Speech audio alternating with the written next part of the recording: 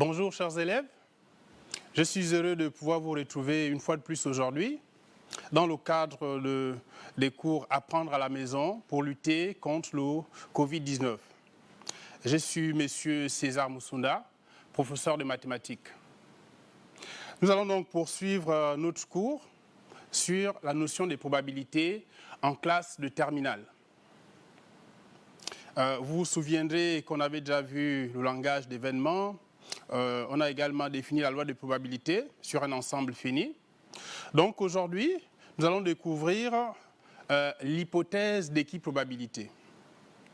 Alors, lorsqu'on a eu à définir la loi de probabilité sur un ensemble fini, on a vu que cela revenait à associer à chacun des événements élémentaires de notre univers un nombre réel, ou des nombres réels à chacun, un nombre réel, donc qui était compris entre 0 et 1. Lesquels nombres nous avions appelés P1, P2, ainsi de suite. Mais l'attribution de ces nombres-là, lorsqu'on avait introduit cette notion de loi de probabilité, nous étions partis sur une expérience aléatoire qu'on a répétée plusieurs fois, une centaine de fois. Il s'agissait en réalité d'un dé qu'on jetait, il fallait lire sur la face supérieure le nombre qu'on obtenait. On a répété une centaine de fois et on a vu que la fréquence d'apparition de chaque face s'est stabilisée vers un certain nombre que nous avions qualifié à ce moment-là de nombre de fréquences théoriques. Hein, c'était donc la probabilité. Par exemple, pour le cas du dé, on avait dit que tous ces nombres, la fréquence d'apparition de chacune des faces s'approchait du nombre 1 sur 6, 1 sixième. Il s'agit donc pour nous aujourd'hui de justifier ce nombre-là, 1 sixième.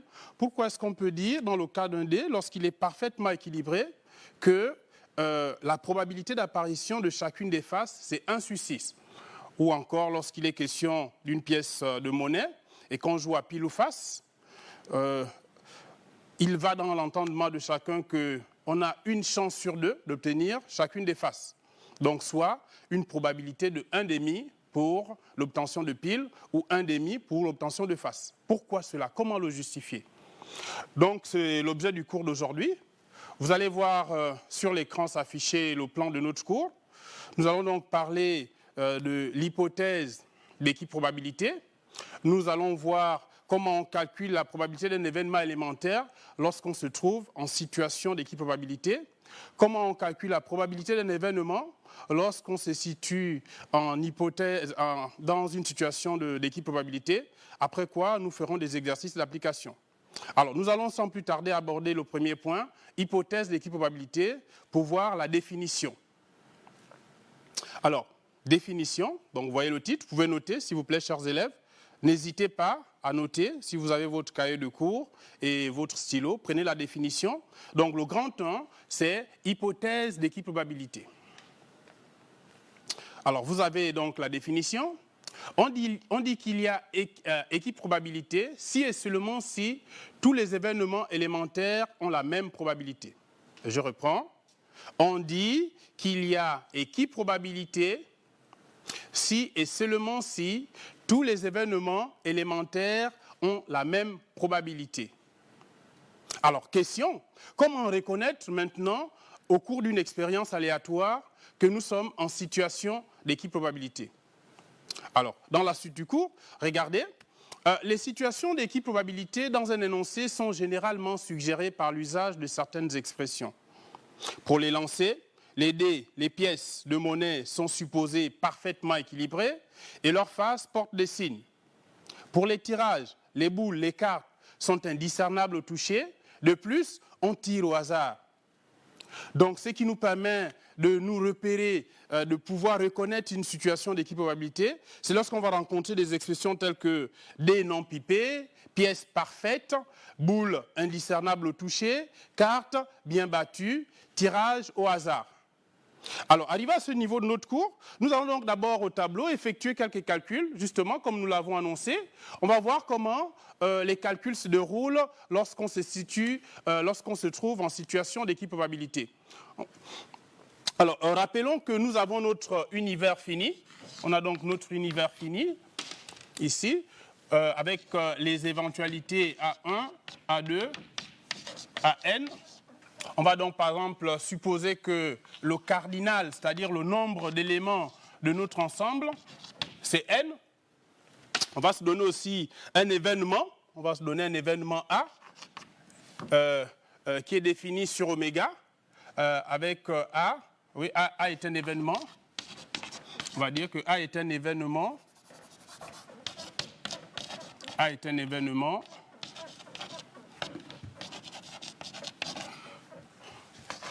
de cardinal, on va dire K, par exemple. Alors, nous sommes sur oméga. On va donc définir une loi de probabilité sur oméga dans l'hypothèse d'équipe probabilité, c'est-à-dire on va supposer que les probabilités de chaque événement élémentaire ici sont égales. Autrement dit, vous vous rappelez qu'on avait dit que si j'ai la probabilité de l'événement élémentaire à 1, donc en situation d'équipe probabilité, on dira que la probabilité de l'événement élémentaire à 1, c'est égal à la probabilité de l'événement élémentaire à 2. Donc tout ceci, c'est égal aussi à la probabilité de l'événement élémentaire à n. C'est qu'on a dit que lorsqu'on se retrouve en situation d'équiprobabilité, la probabilité de chaque événement, les événements élémentaires ont la même probabilité. C'est ce qui est traduit ici. Mais n'oubliez pas aussi qu'on avait vu que dans la loi de probabilité, eh bien, lorsqu'on fait la somme des probabilités de tous les événements élémentaires qui composent notre univers, c'est égal à 1. Donc on a également que la probabilité de l'événement élémentaire à 1 plus la probabilité de l'événement élémentaire à 2 plus jusqu'à la probabilité de l'événement élémentaire à n, tout ça, c'est égal à 1. C'est ce que nous avions dit dans les cours antérieurs, que P1 plus P2 plus point plus Pn était égal à 1. Alors, ces deux faits combinés, permettez-moi de prendre la craie, ces deux faits combinés font que, regardez ici, si on a égalité entre les probabilités de chaque événement élémentaire, là j'ai écrit la probabilité de l'événement élémentaire A1 plus. On peut également remplacer donc la probabilité de l'événement élémentaire A2 par la probabilité de l'événement élémentaire A1, ainsi de suite. Jusqu'ici, on aura également la probabilité de l'événement élémentaire A1. Et puisque nous avions dit au départ que notre ensemble avait n éléments, donc ici, en réalité, il y a n termes qui sont égaux à la probabilité de l'événement élémentaire A1. Autrement dit, de là, on déduit que n fois la probabilité de l'événement élémentaire A1, c'est égal à 1. Qu'est-ce que j'ai fait? J'ai additionné tout ceci, mais en remplaçant P, la probabilité de l'événement élémentaire A2 par P, la probabilité de l'événement élémentaire A1, jusqu'à la fin. Ici également, j'ai remplacé la probabilité de l'événement élémentaire AN par la probabilité de l'événement élémentaire A1. Donc en additionnant ces n termes, qui sont tous égaux à la probabilité de l'événement élémentaire A1, on obtient donc n fois la probabilité de l'événement élémentaire A1. Ici, on peut donc tirer que la probabilité de l'événement élémentaire A1, c'est égal à 1 sur n. Évidemment ici que le nombre d'éléments est supposé différent de 0. C'est un nombre entier différent de 0. Donc on a ceci. Alors qu'est-ce que nous venons de faire? Donc nous venons de démontrer que dans le cas d'équipe probabilité, la probabilité de l'événement élémentaire A1 est égale à 1 sur n. Cela sous-entend aussi que la probabilité de l'événement élémentaire A2, c'est aussi égal à 1 sur n. La probabilité de l'événement élémentaire AN, c'est égal à 1 sur n. Et on peut également dire que la probabilité de l'événement élémentaire A1, c'est égal à 1 sur n, qui est le cardinal de oméga. Autrement dit, en situation d'équipe probabilité, lorsqu'on veut déterminer la probabilité de l'événement d'un événement élémentaire, eh bien, il suffit d'écrire que c'est égal à 1 sur le cardinal d'oméga, où le cardinal d'oméga est le nombre d'éléments que contient oméga. Nous allons faire la même chose avec l'événement A. Regardez bien l'événement A. L'événement A est composé de K éventualités. Or, dans les cours antérieurs, nous avons dit que pour calculer la probabilité d'un événement élémentaire, il faut, eh bien, on fait la somme, la probabilité d'un événement élémentaire, et c'est à la somme, la probabilité d'un événement élémentaire, c'est égal à la somme des probabilités de tous les événements élémentaires qui composent notre univers. Or, ici, A est composé de K éventualités. Donc, il y a K événements élémentaires qui définissent A. Donc, ça veut dire que la probabilité de A, c'est égal à K fois 1 sur N. 1 sur N étant la probabilité de chaque événement élémentaire. Comme il y en a K, il faut multiplier par K. Donc, ce qui donne encore K sur N. K, c'est le cardinal de A. Donc, N, c'est le cardinal de oméga. OK. Donc, ça, c'est P de A. Ça, c'est la probabilité de l'événement A. Alors, donc, récapitulons. Nous venons de dire ceci, que pour calculer la probabilité, si on peut revenir au tableau, s'il vous plaît, nous venons donc de dire ceci, que pour calculer la probabilité, lorsque nous sommes en situation d'équiprobabilité, lorsqu'on veut calculer la probabilité d'un événement élémentaire, d'abord, qu'en situation d'équiprobabilité, les probabilités de chaque événement élémentaire, toutes les probabilités sont égales. Et la probabilité d'un événement élémentaire, c'est égal à 1 sur le cardinal de notre univers, le nombre d'éventualités que compte notre univers. Maintenant, pour calculer la probabilité d'un événement, eh bien, on fait le cardinal de l'événement, le nombre d'éventualités que contient notre événement, sur le cardinal d'oméga. Nous allons donc retrouver ça à travers le cours, il fallait le démontrer. Si on peut revenir sur la suite du cours, nous sommes donc au paragraphe 2. Voilà, paragraphe 2, ça va résumer ce que je viens de faire au tableau. Alors, vous pourrez noter, grand 2, probabilité d'un événement élémentaire dans l'hypothèse d'équiprobabilité. Propriété. Dans le cas d'une équiprobabilité sur un univers de cardinal n, la probabilité de chaque événement élémentaire est 1 sur n. Je reprends. Dans le cas d'une équiprobabilité sur un univers de cardinal n, la probabilité de chaque événement élémentaire est 1 sur n. C'est ce que nous avons dit. On peut avancer dans la suite. Alors, en grand 3, voilà, probabilité d'un événement dans l'hypothèse d'équiprobabilité, propriété. Dans le cas d'une équiprobabilité sur un univers oméga de cardinal n, la probabilité d'un événement A de cardinal K est égale à K sur n. Dans le cas d'une équiprobabilité sur un univers oméga de cardinal n, la probabilité d'un événement A de cardinal K est égale à K sur n. La suite. Alors, remarquons que n est le nombre de cas possibles et que K est le nombre de cas favorables à la réalisation de A, appelé simplement cas favorable. Retenons donc que dans le cas d'équiprobabilité, la probabilité de l'événement A, c'est égal à cardinal de A sur cardinal d'oméga. C'est-à-dire, c'est égal au nombre de cas favorables sur le nombre de cas possibles. C'est encore égal à K sur N. Nous allons maintenant voir des exemples pour répondre à certaines questions que nous nous sommes posées au départ. Comment est-ce qu'on pouvait justifier que dans le cas où on jette un dé, eh bien que chaque face, ou la probabilité d'apparition de chaque face est 1 sur 6. Alors, nous savons tous que si on joue à un dé qui est parfaitement équilibré, et dont les faces sont numérotées de 1 à 6, les différents résultats, ou les différents possibles, sont 1, 2, 3, 4, 5 ou 6. Autrement dit, notre univers est composé de 6 éventualités. Ici, donc, le cardinal d'oméga, c'est 6. Donc, si je vais calculer la probabilité de chaque événement élémentaire qui compose notre univers, eh bien, on aurait donc P de 1 égale à P de 2 égale à P de 3 égale à P de 4 égale à P de 5 égale à P de 6. 1 sur 6. 6 étant le nombre d'éléments que contient oméga.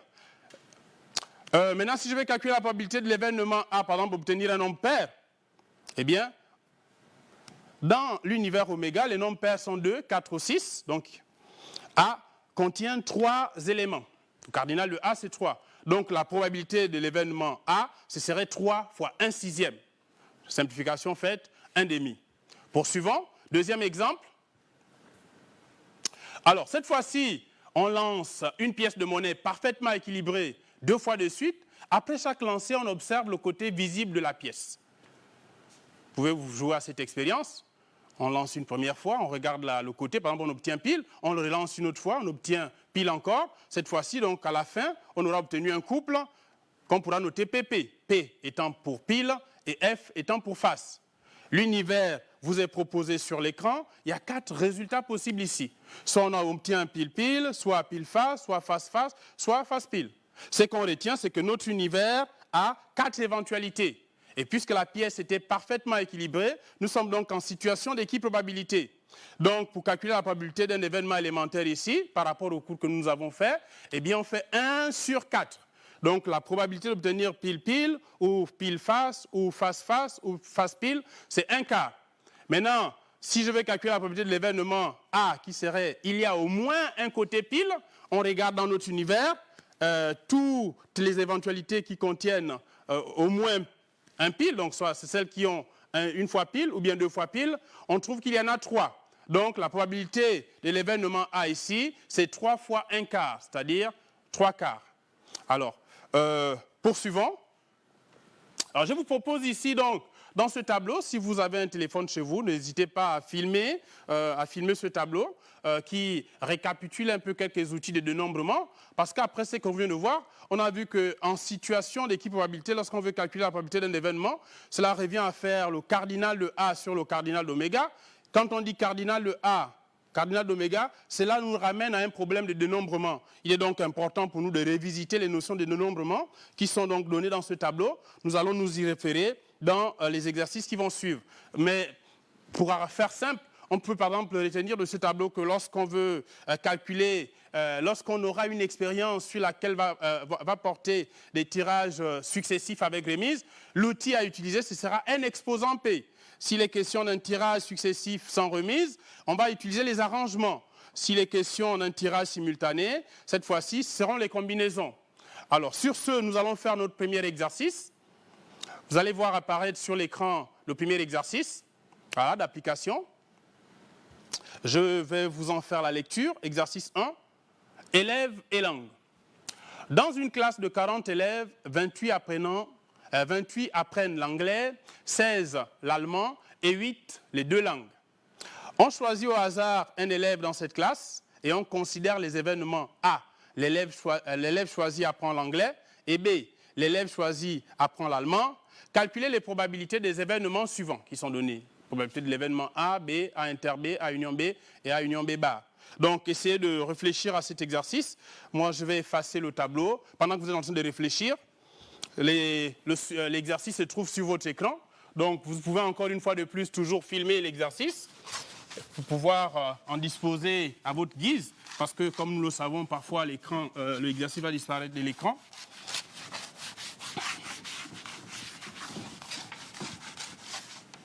Alors, toujours en train d'effacer le tableau. Vous êtes en train de réfléchir. J'espère que vous n'allez pas me décevoir au niveau du résultat.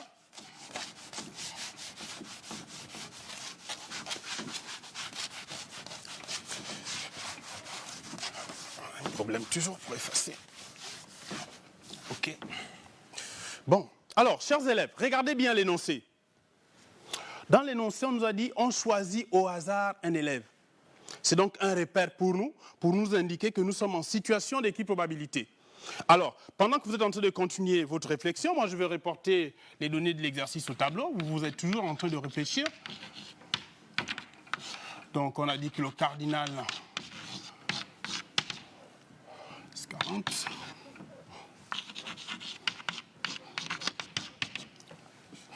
Cardinal de A, c'est bien ça. Voilà.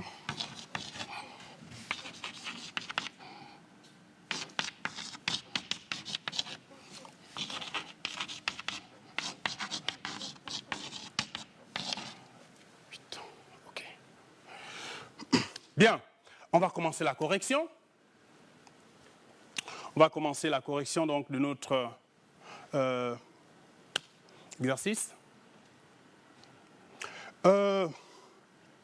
Donc, on demandait de calculer la probabilité de chacun des événements. Alors, pour calculer la probabilité de A, on va commencer par la probabilité de A. Puisqu'on a dit que nous sommes en situation d'équiprobabilité, cela signifie qu'on peut donc appliquer le résultat que nous avons vu tout à l'heure, c'est à savoir que la probabilité, en situation d'équiprobabilité, la probabilité de l'événement A, c'est égal au cardinal de A sur le cardinal d'oméga. Regardez ici. Donc, cardinal de A, le nombre d'élèves qui font l'anglais, donc c'est 28, sur le nombre, l'effectif total de la classe, 40.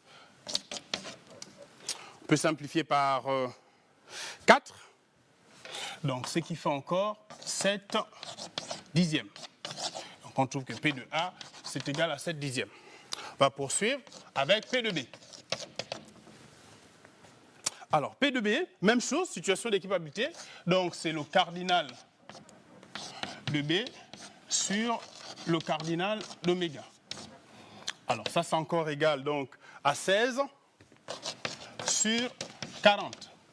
Simplification faite. 16 sur 40. On peut simplifier par 8. Alors, ça fait 2. Donc, 2 cinquièmes. Poursuivons. La probabilité de l'événement A inter B.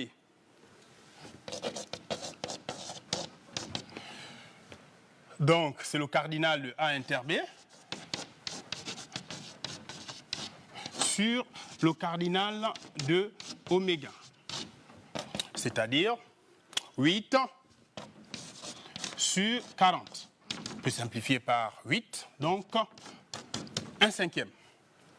Le cardinal de A union B, la probabilité de A union B, là nous allons donc utiliser un résultat que nous avions vu dans les cours antérieurs, à savoir que la probabilité de A union B, c'est égal à la probabilité de A plus la probabilité de B moins la probabilité de A inter B. On remplace chacune de ces probabilités par sa valeur.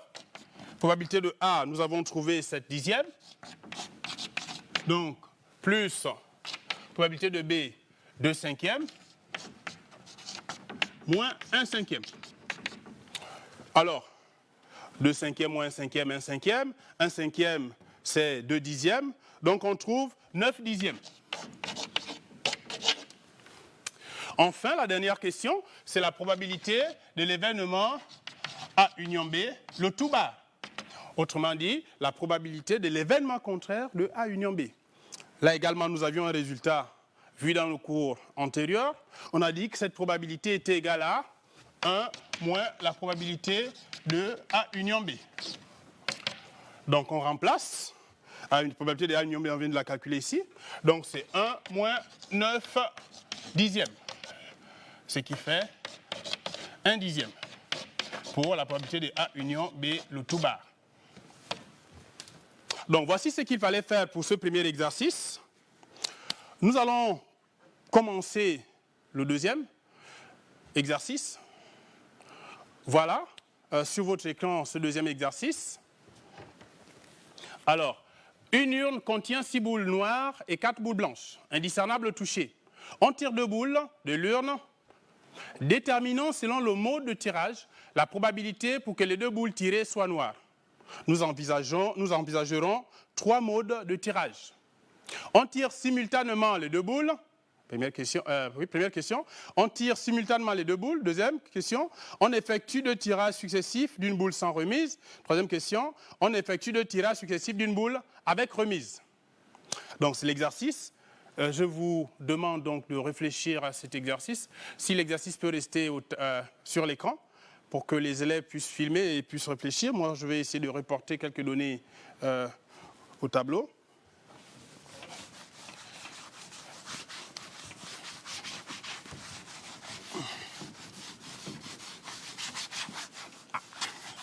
D'accord, j'ai passé le temps.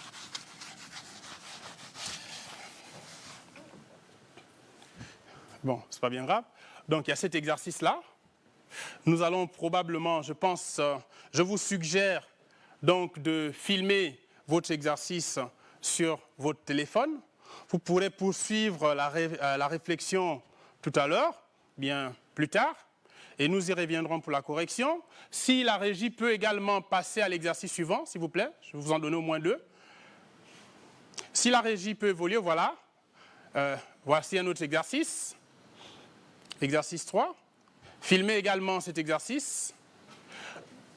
Vous pourrez également y réfléchir et nous allons poursuivre la prochaine fois. Récapitulons simplement maintenant ce que nous avons fait aujourd'hui. Aujourd'hui, il était question donc de définir l'hypothèse d'équiprobabilité.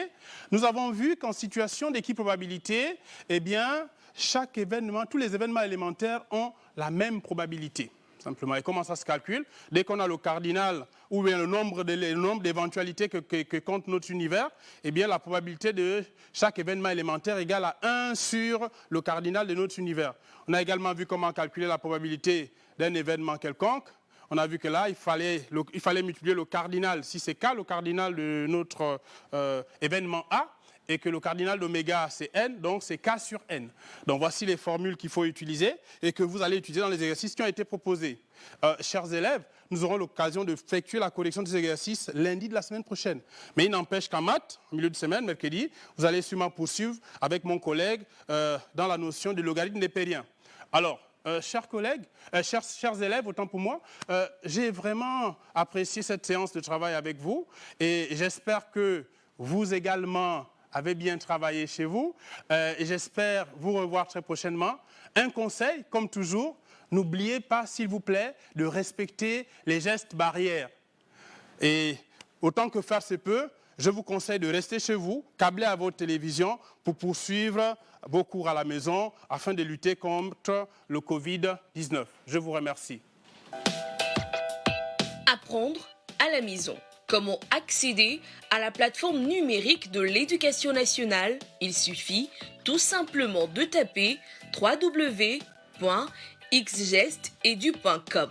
Cliquez sur le lien pour accéder à la page numérique de l'éducation nationale. Cliquez sur cours en ligne qui s'ouvrira sur l'interface réservée aux apprenants. Entrez votre nom d'utilisateur et votre mot de passe. Votre identifiant est le numéro qui figure sur votre bulletin de notes du premier trimestre. Pour votre mot de passe, écrivez à info@xgestedu.com. Précisez votre nom, prénom, date et lieu de naissance, classe, établissement, votre mail et votre numéro WhatsApp. Ou téléchargez et remplissez correctement le formulaire et renvoyez-le. L'équipe technique vous enverra votre code par email ou encore par WhatsApp. Puis, entrez le code de sécurité au-dessus de l'écran, cliquez sur Apprenant ou Parents. Ensuite, cliquez sur Se connecter en respectant les majuscules et minuscules. Enfin, s'ouvrira la page Cours en ligne et les différents cours de façon détaillée. Une option Échange enseignant-élève est également mise à disposition.